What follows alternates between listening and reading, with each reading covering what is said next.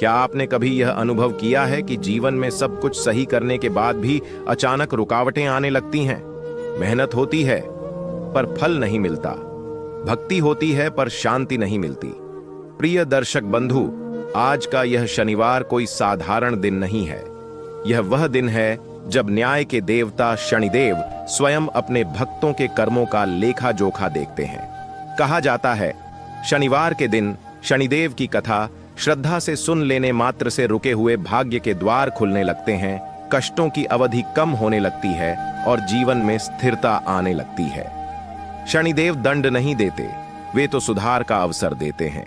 और जब कोई व्यक्ति अहंकार छोड़कर धैर्य और सत्य का मार्ग अपनाता है तो शनिदेव स्वयं उसके रक्षक बन जाते हैं। आज हम आपको एक ऐसे ही नगर की कथा सुनाने जा रहे हैं जिसका नाम था ओमकार नगर, जहां के राजा थे रामनारायण, न्यायप्रिय, धर्मनिष्ठ, परंतु एक ऐसी भूल के शिकार जो अनजाने में उन्हें शनिदेव की परीक्षा में ले आई। यह कथा है एक राजा के अहंकार से विनम्रता तक की, एक रानी की मौन पीड़ा की, 3 बाल विद्वानों के दिव्य ज्ञान की, एक साधारण किसान हीरालाल की अटूट भक्ति की, और उस क्षण की जब शनिदेव की कृपा ने पूरे राज्य का भाग्य बदल दिया। प्रिय दर्शकों, अगर आप अपने जीवन में शनि दोष से मुक्ति, मानसिक अशांति से राहत और कर्मों का सही फल पाना चाहते हैं तो इस कथा को अंत तक अवश्य सुनिए, क्योंकि यह केवल कहानी नहीं, यह शनिदेव का जीवंत संदेश है। कथा शुरू करने से पहले आपसे एक विनम्र निवेदन, अगर आप सच्चे सनातनी हैं तो इसे और भी लोगों तक पहुंचाना आपका कर्तव्य बनता है। तो हमारे चैनल वस्तु नारायण को अभी सब्सक्राइब करें, इस वीडियो को लाइक करें और इसे अधिक से अधिक लोगों तक शेयर करें। आपका एक छोटा सा सहयोग किसी के जीवन में बड़ा परिवर्तन ला सकता है। अब चलिए कथा की ओर बढ़ते हैं। प्राचीन काल में पवित्र नदियों और हरे भरे खेतों के बीच बसा हुआ एक अद्भुत राज्य था, ओमकार नगर। यह नगर केवल अपनी संपन्नता के लिए नहीं, बल्कि धर्म, न्याय और कर्म के संतुलन के लिए जाना जाता था। सुबह होते ही मंदिरों में घंटियों की ध्वनि गूंज उठती, ओम नमः शिवाय और जय शनिदेव के मंत्र हवा में घुलकर पूरे नगर को पवित्र कर देते। ओमकार नगर के राजा थे राजा रामनारायण। ऊंचा कद, तेजस्वी मुख और आंखों में न्याय की चमक। वे अपने निर्णयों के लिए प्रसिद्ध थे। कहा जाता था, राजा रामनारायण के राज्य में निर्दोष कभी नहीं डरता और दोषी कभी बचता नहीं। राजा के साथ थीं उनकी धर्मपत्नी रानी पद्मा, सौम्य, शालीन और करुणा की प्रतिमूर्ति। वे प्रजा के दुख को देखकर व्याकुल हो उठती और चुपचाप ईश्वर से प्रार्थना करती, हे प्रभु, इस राज्य पर सदा आपकी कृपा बनी रहे। परंतु इस वैभव, धर्म और सम्मान के बीच राजमहल के भीतर एक मौन पीड़ा छिपी थी। वर्षों बीत चुके थे पर राजमहल में किलकारियों की गूंज नहीं थी। राजा रामनारायण बाहर से दृढ़ थे पर भीतर से एक अनकहा खालीपन उन्हें कचोटता रहता। रानी पद्मा अक्सर महल की छत से नगर के बच्चों को खेलते हुए देखती और उनकी आंखों के कोने अनजाने में नम हो जाते। उसी समय ओमकार नगर में एक और चर्चा चल रही थी। नगर के लोग 3 ऐसे बालकों की बातें कर रहे थे जो उम्र में छोटे पर ज्ञान में बड़े बड़े विद्वानों से भी आगे थे। लोग उन्हें आदर से कहते 3 विद्वान बालक। कहा जाता था कि वे जो भी कहते वह केवल शब्द नहीं बल्कि भविष्य का संकेत होता। और इसी नगर में एक साधारण सा किसान रहता था, हीरालाल, जिसके पास न धन था न प्रभाव, पर उसके पास था धैर्य, परिश्रम और शनिदेव पर अटूट विश्वास। किसी को क्या पता था कि राजा, रानी, विद्वान बालक और यह साधारण किसान सभी के जीवन को जोड़ने वाली एक अदृश्य डोर बंध चुकी है। राजा रामनारायण का शासन केवल राजमहल की सीमाओं तक सीमित नहीं था, बल्कि वह प्रजा के हृदयों में बसता था। वे सिंहासन पर बैठते अवश्य थे, पर स्वयं को कभी प्रजा से ऊपर नहीं समझते थे। उनका स्पष्ट विश्वास था, राजा वही होता है जो सबसे पहले अपने कर्मों के लिए उत्तरदायी हो। हर सप्ताह वे खुले दरबार का आयोजन करते, जहां अमीर, गरीब, किसान, व्यापारी, स्त्री, पुरुष सभी को बिना भय अपनी बात रखने का अधिकार था। राजा ध्यान से हर शब्द सुनते, न तो किसी की हैसियत देखते और न ही बाहरी दिखावे से प्रभावित होते। उनका न्याय न तो कठोर था और न ही पक्षपातपूर्ण। दोषी चाहे दरबारी हो या सामंत, दंड समान होता। और निर्दोष चाहे कितना ही साधारण क्यों न हो, उसे पूरा सम्मान मिलता। प्रजा राजा रामनारायण को केवल शासक नहीं, संरक्षक मानती थी।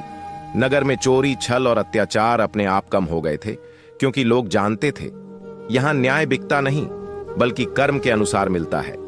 राजा का स्वभाव शांत था, पर अन्याय के समय उनकी वाणी में शनि समान कठोरता आ जाती।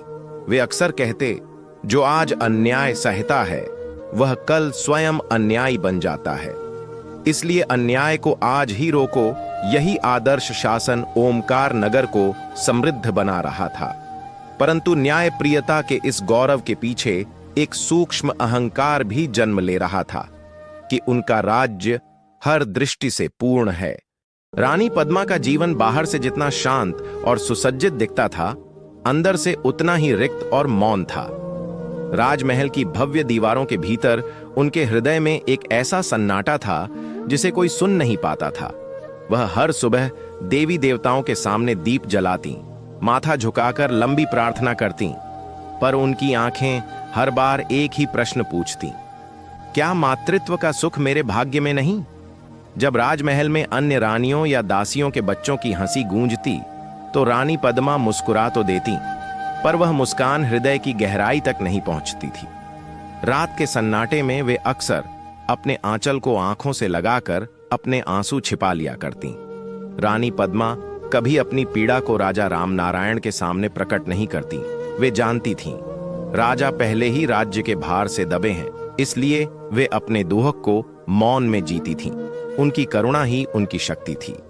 संतान कष्ट के बावजूद वे नगर की हर मां की पीड़ा समझती थीं। किसी के घर संतान बीमार होती तो रानी स्वयं औषधि भिजवाती, किसी स्त्री की गोद सूनी होती तो उसे ढाढ़स बंधाती। एक दिन उन्होंने शिवालय में शनिदेव की मूर्ति के सामने दीपक रखते हुए केवल इतना कहा, हे कर्म फल दाता, यदि यह दोहक मेरे कर्मों का फल है तो मैं इसे स्वीकार करती हूं, पर मेरे स्वामी और मेरी प्रजा कभी इस वेदना से न गुजरें। यह प्रार्थना शब्दों की नहीं, आत्मा की थी, और जब प्रार्थना आत्मा से निकलती है तो वह शनिदेव तक अवश्य पहुंचती है। ओमकार नगर के राजमहल में कभी पूजा का अभाव नहीं था। प्रातः होते ही वेद मंत्रों की ध्वनि महल की दीवारों से टकराकर आकाश तक पहुंच जाती। यज्ञ की अग्नि प्रज्वलित होती, घी और समिधा की आहुति दी जाती और पंडितों द्वारा देवताओं का आवाहन किया जाता। राजा रामनारायण दान में कभी पीछे नहीं रहते थे। सोना, अन्न, वस्त्र, गौदान, जो भी धर्म ग्रंथों में लिखा था वह सब विधि पूर्वक किया जाता। रानी पद्मा स्वयं हर पूजा में उपस्थित रहती, हाथ जोड़कर नेत्र मूंद कर प्रार्थना करती, पर इन सब के बावजूद राजमहल के भीतर एक अदृश्य खालीपन बना रहता।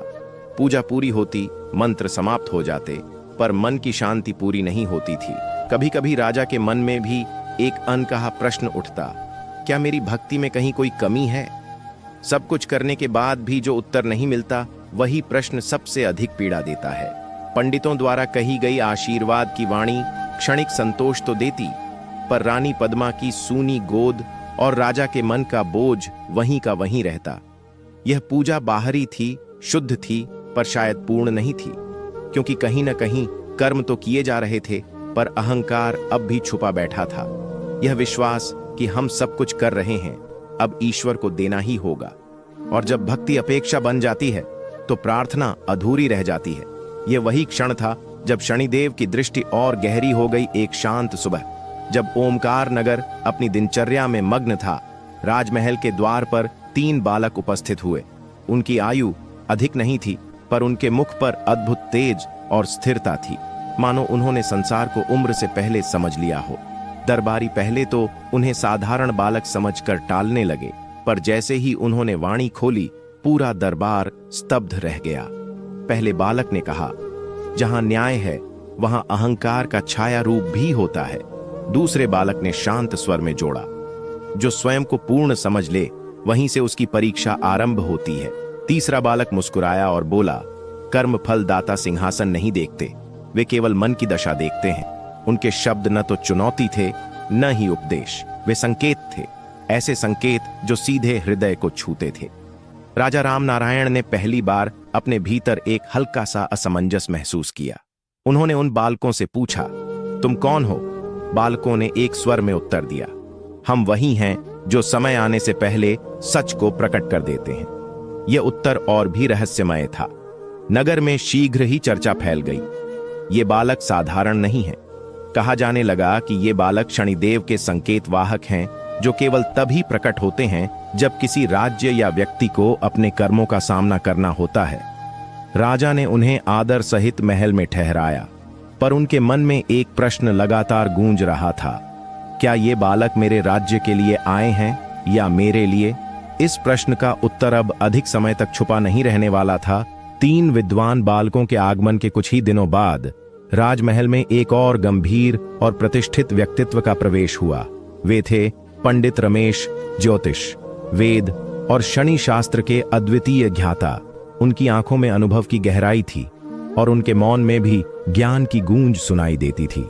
राजा रामनारायण ने उन्हें आदरपूर्वक आसन दिया और अपनी तथा रानी पद्मा की कुंडली उनके समक्ष रखी। पंडित रमेश ने ध्यानपूर्वक गणना आरंभ की। जैसे जैसे समय बीतता गया, उनके मुख का भाव गंभीर होता चला गया। कुछ क्षणों के मौन के बाद उन्होंने कहा, राजन, आपके कर्म शुभ हैं, पर शनि की दृष्टि इस समय परीक्षा की है। दरबार में सन्नाटा छा गया। पंडित रमेश ने आगे कहा, संतान सुख का योग है, पर वह तभी प्रकट होगा जब आप अपने भीतर के अहंकार को पूर्णतः त्याग देंगे। राजा चौंक उठे। उन्होंने शांत स्वर में पूछा, अहंकार? मैं तो सदा न्याय करता आया हूं। पंडित रमेश ने विनम्रता से उत्तर दिया, राजन, अहंकार केवल अत्याचार में नहीं होता, कभी कभी वह अपने धर्म पर गर्व के रूप में भी छिपा रहता है। फिर उन्होंने वह वाक्य कहा जो पूरे राज्य के भाग्य की दिशा बदलने वाला था। शनिदेव झुकने वालों के रक्षक हैं और अकड़ने वालों के शिक्षक। उन्होंने भविष्यवाणी की, जिस दिन राजा सिंहासन छोड़कर एक साधारण प्रजा के दुख को अपने हृदय से अनुभव करेंगे, उसी दिन कर्म का बंधन टूटेगा। यह संदेश कोई आदेश नहीं था, बल्कि झुकने का निमंत्रण था। राजा रामनारायण पहली बार समझ रहे थे, अब परीक्षा केवल राज्य की नहीं, उनके आत्माभिमान की है। ओमकार नगर की समृद्धि के पीछे एक ऐसा कोना भी था जहां सुख नहीं, संघर्ष पल रहा था। यहीं रहता था एक साधारण किसान, हीरालाल। हीरालाल के पास न तो बड़ी जमीन थी, न बैलों की जोड़ी, न ही किसी दरबारी का सहारा। उसकी पूंजी थी उसका श्रम, और उसकी सबसे बड़ी संपत्ति थी धैर्य।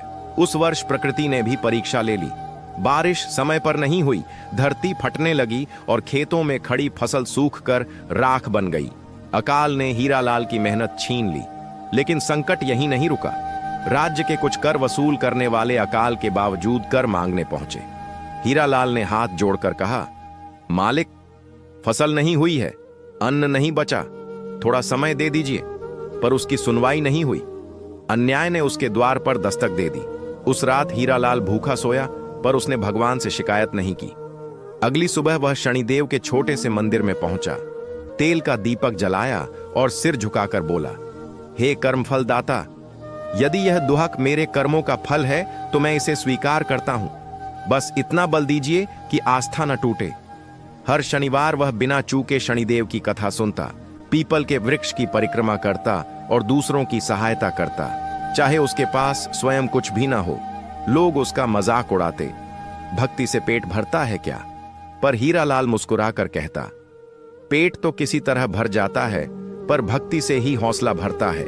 उसे नहीं पता था कि उसकी यही चुप भक्ति, उसका यही धैर्य अब शनिदेव की दृष्टि में आ चुका है और बहुत शीघ्र उसकी किस्मत नहीं, पूरे राज्य की दिशा बदलने वाली थी। पंडित रमेश की वाणी और 3 विद्वान बालकों के संकेत राजा रामनारायण के मन में लगातार गूंज रहे थे। रातों की नींद उड़ चुकी थी। अंततः एक रात उन्होंने निश्चय कर लिया, सिंहासन से उतरकर सत्य को स्वयं देखने का। अगली सुबह राजा ने साधारण वस्त्र धारण किए, मुकुट न राज चिन्ह। सिर्फ एक सामान्य यात्री की तरह वे नगर की गलियों में निकल पड़े। पहली बार उन्होंने वह दृश्य देखा जो दरबार की ऊंचाई से कभी दिखाई नहीं देता। किसी घर में चूल्हा नहीं जला था, किसी मां की आंखों में भूख की चिंता थी। नगर के बाहर सूखे खेतों के बीच एक दुबला पतला किसान धरती को निहार रहा था। वह था हीरालाल। राजा उसके पास पहुंचे और सहज स्वर में बोले, भाई, इतनी विपत्ति में भी तुम्हारे चेहरे पर शिकायत क्यों नहीं? हीरालाल ने मिट्टी उठाकर माथे से लगाई और कहा, यह धरती मेरी मां है। मां कभी परीक्षा लेती है पर त्यागती नहीं। राजा भीतर तक हिल गए। हीरालाल ने आगे कहा, शनिदेव देर करते हैं, अन्याय नहीं। मैं कर्म कर रहा हूं, फल वही देंगे। उस क्षण राजा रामनारायण को अपने न्याय और दान सब छोटे लगने लगे। उन्होंने पहली बार झुककर किसी किसान के चरण छुए। उसी क्षण आकाश में हल्की सी काली छाया और शीतल वायु का झोंका आया, मानो शनिदेव ने इस विनम्रता को स्वीकार कर लिया हो। राजा समझ चुके थे यह भेंट संयोग नहीं, शिक्षा थी। भेष बदलकर नगर से लौटने के बाद राजा रामनारायण लंबे समय तक मौन में डूबे रहे। सिंहासन उनके सामने था, पर अब वह उन्हें ऊंचाई नहीं, दायित्व प्रतीत हो रहा था। किसान हीरालाल के शब्द बार बार उनके कानों में गूंजते, कर्म कर रहा हूं, फल वही देंगे। उस दिन राजा ने दरबार नहीं लगाया, वे सीधे राजमहल के मंदिर में पहुंचे। शनिदेव के सम्मुख पहली बार उन्होंने सिर ही नहीं, अहंकार भी झुकाया। उन्होंने धीमे स्वर में कहा, हे कर्म फलदाता, आज समझ आया कि न्याय करना पर्याप्त नहीं, न्याय को जीना पड़ता है। अगले ही दिन ओमकार नगर ने एक बदला हुआ राजा देखा।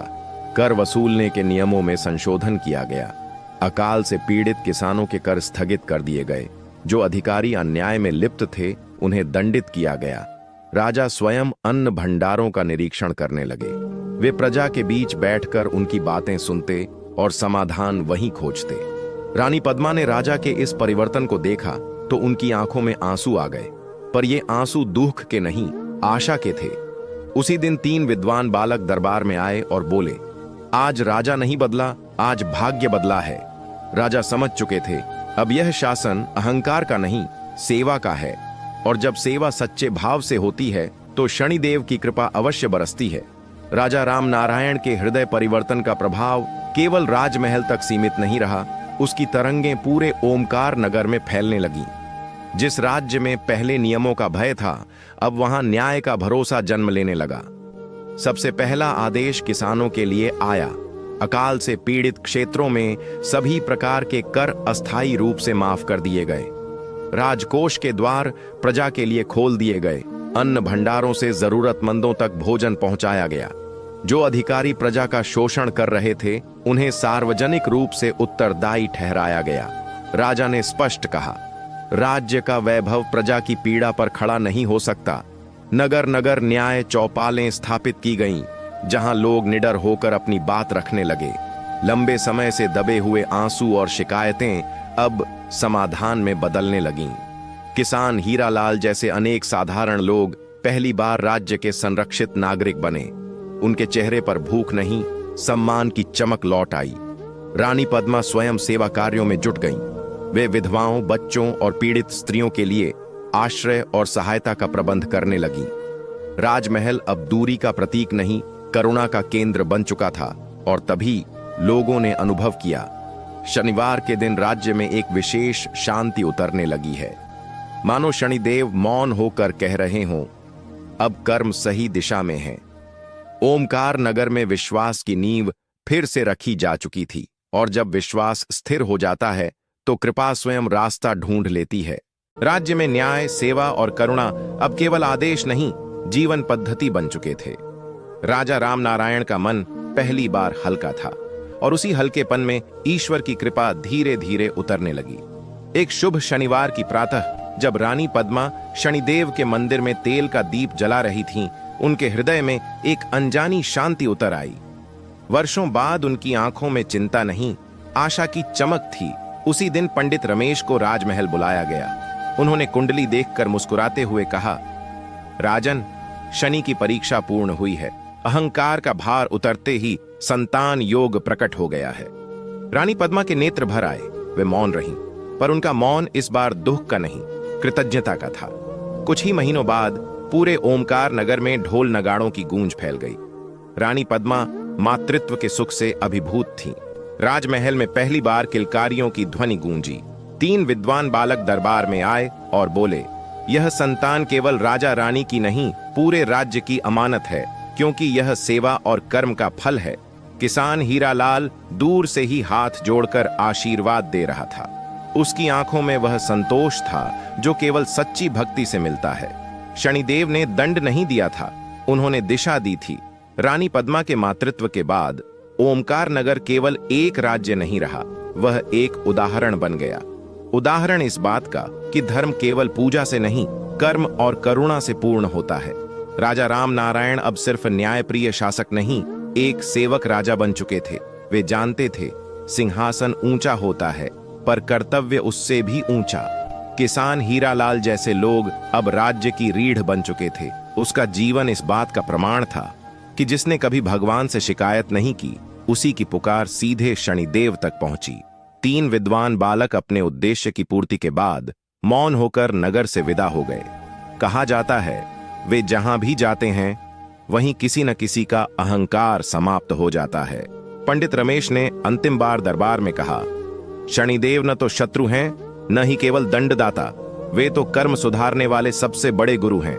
ओमकार नगर में हर शनिवार शनिदेव की कथा श्रद्धा से सुनी जाने लगी।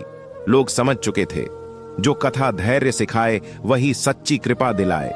इस कथा का फल सिर्फ संतान सुख नहीं था, बल्कि अहंकार से मुक्ति और धर्म के मार्ग पर स्थिरता थी। और यही ओमकार नगर का अमर संदेश है, जब मन झुकता है तभी भाग्य उठता है। जय शनिदेव।